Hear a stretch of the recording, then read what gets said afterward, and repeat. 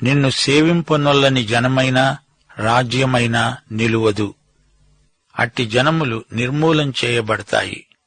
నా పరిశుద్ధాలయపు అలంకారము నిమిత్తమై లెబానోను శ్రేష్టమైన దేవదారు వృక్షములు, సరళ వృక్షములు, గొంజి చెట్లు నీ యొద్దకు తేబడతాయి. నేను నా పాదస్థలాన్ని మహిమపరుస్తాను. నిన్ను బాధించిన వారి సంతానపు వారు నీ ఎదటికి వచ్చి సాగిలపడతారు. నిన్ను తృణీకరించిన వారందరూ వచ్చి నీ పాదాల మీద పడతారు. యెహోవా పట్టణమని, ఇశ్రాయేలు పరిశుద్ధ దేవుని సీయోనని నీకు పేరు పెడతారు. నీవు విసర్జించబడటాన్ని బట్టి, ద్వేషించబడడాన్ని బట్టి ఎవడూ నీ మార్గాన్ని దాటిపోవటం లేదు. నిన్ను శాశ్వత శోభాతిశయముగాను బహుతరములకు సంతోష కారణముగాను చేస్తాను. యెహోవానైన నేను నీ రక్షకుడనని, బహుపరాక్రమము గల యాకోబు దేవుడనగు నీ విమోచకుణ్ణని నీకు తెలియబడునట్లు నీవు జనముల పాలు కుడిచి రాజుల చంటి పాలు తాగుతావు. నేను ఇత్తడికి ప్రతిగా బంగారమును తెస్తున్నాను, ఇనుముకు ప్రతిగా వెండిని, కర్రకు ప్రతిగా ఇత్తడిని, రాళ్లకు ప్రతిగా ఇనుమును తెస్తున్నాను. సమాధానమును నీకు అధికారులుగా, నీతిని నీకు విచారణకర్తగా నియమిస్తున్నాను. 17వ వచనం. సోదరీ సోదరులారా, ఈ అధ్యాయంలో పరిశుద్ధాత్మ మనకెన్నో అమూల్య సత్యాలు నేర్పుతున్నాడు. మత్తయి సువార్త 25వ అధ్యాయం 31 నుండి 46వ వచనం వరకు యేసు ప్రభువు స్పష్టంగా చెప్పాడు, జాతులపై దేవుని తీర్పునకు కారణం వీరు యూదజాతిని నిర్లక్ష్యం చేశారు, అవమానపరిచారు. తన మహిమతో మనుష్య కుమారుడు, ఆయనతో కూడా సమస్త దూతలు వచ్చినప్పుడు ఆయన తన మహిమగల సింహాసనము మీద ఆసీనుడై ఉంటాడు. అప్పుడు సమస్త జనములు ఆయన ఎదుట పోగు చేయబడతారు. గొల్లవాడు మేకలలో నుండి గొర్రెలను వేరుపరచునట్లు ఆయన వారిని వేరుపరచి తన కుడివైపున గొర్రెలను, ఎడమవైపున మేకలను నిలువబెడతాడు. అప్పుడు రాజు తన కుడివైపున ఉన్నవారిని చూచి అంటాడు, నా తండ్రి చేత ఆశీర్వదించబడిన వారలారా, రండి, లోకము పుట్టినది మొదలుకొని మీ కొరకు సిద్ధపరచబడిన రాజ్యమును స్వతంత్రించుకొనండి. నేను ఆకలిగొన్నాను, మీరు నాకు భోజనం పెట్టారు. దప్పిగొన్నాను, నాకు దాహమిచ్చారు. పరదేశినై ఉండగా నన్ను చేర్చుకున్నారు. దిగంబరినై ఉండగా నాకు బట్టలిచ్చారు. రోగినై ఉండగా నన్ను చూడవచ్చారు. చెరసాలలో ఉండగా నా వద్దకు వచ్చారు. మిక్కిలి అల్పులైన ఈ నా సహోదరులలో ఒకనికి మీరు చేసింది నాకు చేసినట్లే. అప్పుడాయన ఎడమవైపున ఉన్నవారిని చూచి అంటాడు, శపింపబడిన వారలారా, నన్ను విడిచి అపవాదికి, వాని దూతలకు సిద్ధపరచబడిన నిత్యాగ్నిలోకి పోండి. మిక్కిలి అల్పులైన వీరిలో ఒకనికైనను మీరు ఇలాగు చేయలేదు గనుక నాకు చెయ్యలేదని మీతో నిశ్చయముగా చెబుతున్నాను. వీరు నిత్యశిక్షకు, నీతిమంతులు నిత్య జీవమునకు వెడతారు. ఇశ్రాయేలును తిరస్కరించిన జాతులకు దేవుని తీర్పు ఎంత తీవ్రమైనదో ఈ మాటలలో మనం గ్రహించగలం. 1000 ఏండ్ల పాలనలో జరగబోయే సంఘటన ఒకటుంది. ఫిలిప్పీ పత్రిక 2వ అధ్యాయం 10 నుండి 11వ వచనం వరకు.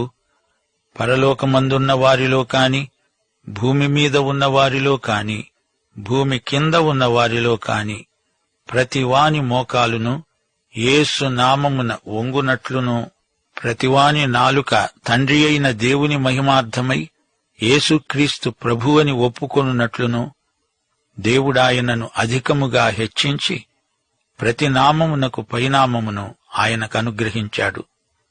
1000 ఏండ్ల పాలనలో ప్రతి మోకాలు యేసు ప్రభువుకు వంగక తప్పదు.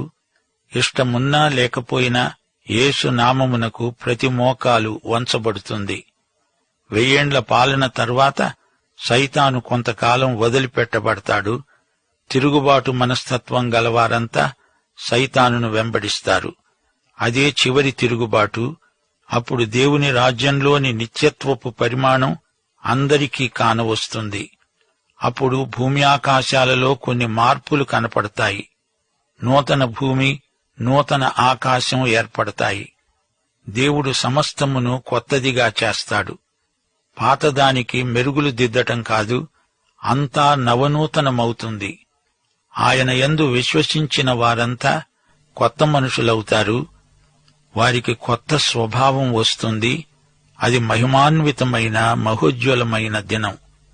యెషయా 2వ అధ్యాయంలో చెప్పబడినట్లు యెరూషలేము ప్రపంచానికి కేంద్ర బిందువు అవుతుంది. ఆ రోజున ఆశీర్వాద వర్షం భారీగా కురుస్తుంది. యెరూషలేము ఐశ్వర్యం పోయిందంతా మళ్లీ వచ్చేస్తుంది. ఆ రోజున ఇత్తడి కాదు, అంతా వెండి బంగారుమయమే.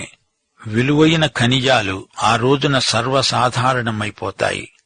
18వ వచనం, ఇకను నీ దేశమున బలాత్కారం అనే మాట వినపడదు. నీ సరిహద్దులలో పాడు అనే మాట కాని, నాశనము అనే మాట కాని వినపడదు. రక్షణే నీకు ప్రాకారములని, ప్రఖ్యాతే నీ గుమ్మములని నీవు చెప్పుకుంటావు.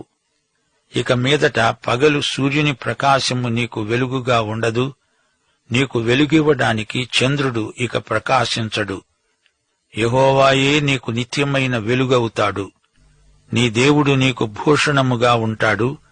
నీ సూర్యుడింకా అస్తమించడు, నీ చంద్రుడు క్షీణించడు.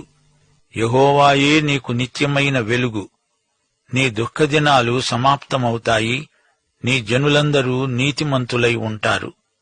నన్ను నేను మహిమపరుచుకున్నట్లు వారు నేను నాటిన కొమ్మగాను, నేను చేసిన పనిగాను ఉండి దేశమును శాశ్వతముగా స్వతంత్రించుకుంటారు. యేసే లోకానికి వెలుగు.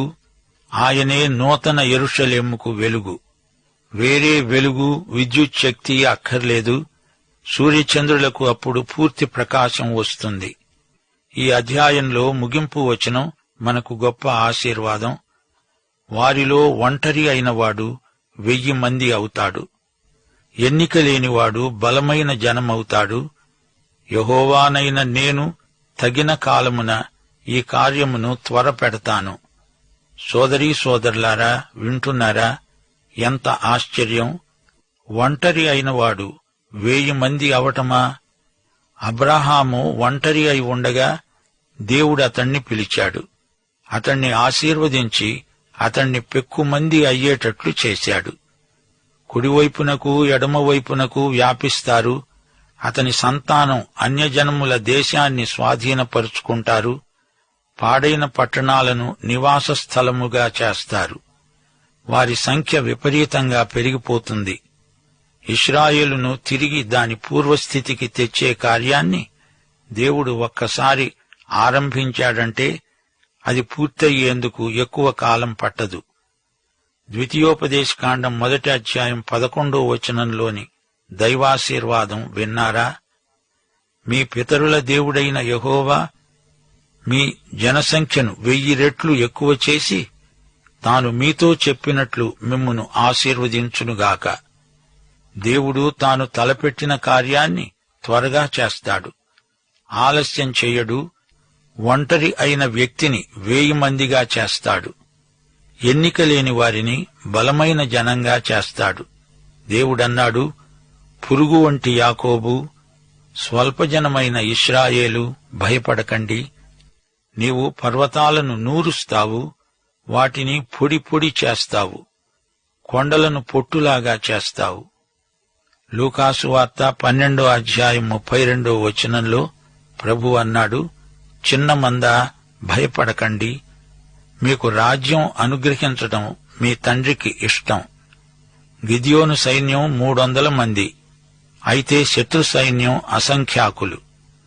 కాని ఒక్కొక్కరిని దేవుడు 10,000 మందిని చేశాడు. దానియేలు 2వ అధ్యాయం 34వ వచనంలో ఒక చిన్న రాయి ఆ ప్రతిమపై పడి దాన్ని విరగ్గొట్టి సర్వభూతలమంత మహాపర్వతమైంది. యిర్మీయా 30వ అధ్యాయం 19వ వచనం, జనములు తక్కువ కాకుండా నేను వారిని విస్తరింపచేస్తాను. ఈజిప్టులో ఉండగా ఈజిప్టు వారు ఇశ్రాయేలీయులను శ్రమపెట్టిన కొలది వీరు విస్తరించి ప్రబలమయ్యారు. యేసు ప్రభువు చెప్పిన ఆవగింజ దృష్టాంతం ఈ సందర్భంలో ఎంతో అర్థవంతమనిపిస్తుంది. పరలోక రాజ్యము ఒకడు తీసుకొని తన పొలములో విత్తిన ఆవగింజను పోలి ఉన్నది. అది విత్తనములన్నిటిలో చిన్నదే కాని పెరిగినప్పుడు కూర మొక్కలన్నిటిలో పెద్దదై ఆకాశ పక్షులు వచ్చి దాని కొమ్మలయందు నివసించునంత పెద్ద చెట్టవుతుంది. ఆదికాండం 32:10 యాకోబు చేసిన ప్రార్థన, దేవా, నీవు నీ సేవకునికి చేసిన సమస్తమైన ఉపకారములకు సమస్త సత్యమునకు అపాత్రుడను. ఎట్లనగా, నా చేతికర్రతో మాత్రమే ఈ యొర్దాను దాటాను, ఇప్పుడు నేను 2 గుంపులయ్యాను. అబ్రహామీయ వాగ్దానం మరోసారి మనం జ్ఞాపకం చేసుకోవటం మంచిది. ఆకాశ నక్షత్రాలను లెక్కించగలవా? నీ సంతానం అలాగే అవుతుంది. అతడు నిరీక్షణకు ఆధారము లేనప్పుడు నిరీక్షణ కలిగి నమ్మాడు. అతడు దేవుని వాగ్దానమును సందేహించలేదు. దేవుడు తన వాగ్దానాల నెరవేర్పును త్వరపరుస్తాడు. 2 కొరింథీ 6:2 ఇదిగో, ఇప్పుడే మిక్కిలి అనుకూల సమయం, ఇదిగో ఇదే రక్షణ దినం. దేవుడు తాను చెప్పింది శీఘ్రంగా జరిగిస్తాడు.